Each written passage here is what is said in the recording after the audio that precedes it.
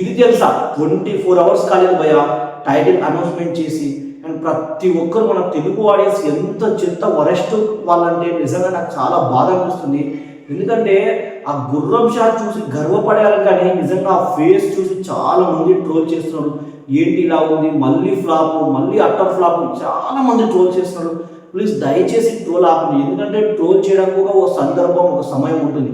నిజంగా అంటే మన విజయ్ అన్న హార్డ్ వర్క్కి హ్యాట్సప్ చెప్పాలి మనం అందరం. ఎందుకంటే చాలా కష్టపడతాడు.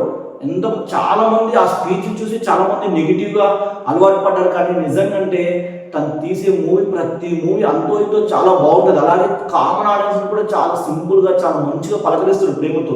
బట్ అలాంటి వ్యక్తిని పట్టుకొని ఈరోజు ట్రోల్ చేస్తుంటే నాకు చాలా బాధ అనిపిస్తుంది.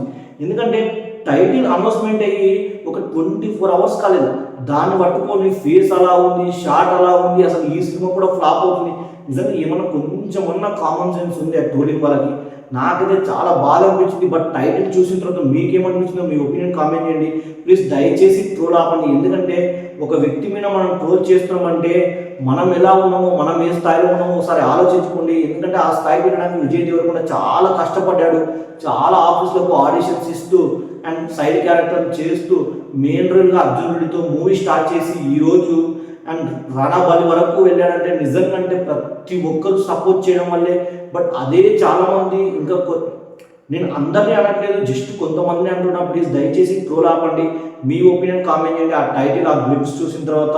అలాగే విజయ్ అన్న ఇలాగే మూవీస్ తీసుకుంటూ, ఇలాగే మమ్మల్ని సాటిస్ఫాక్షన్ చేస్తూ, ఇలాంటి కంటెంట్ ఎంచుకుంటూ వెళ్ళాలని నేను మనస్ఫూర్తి కోరుకుంటున్నా.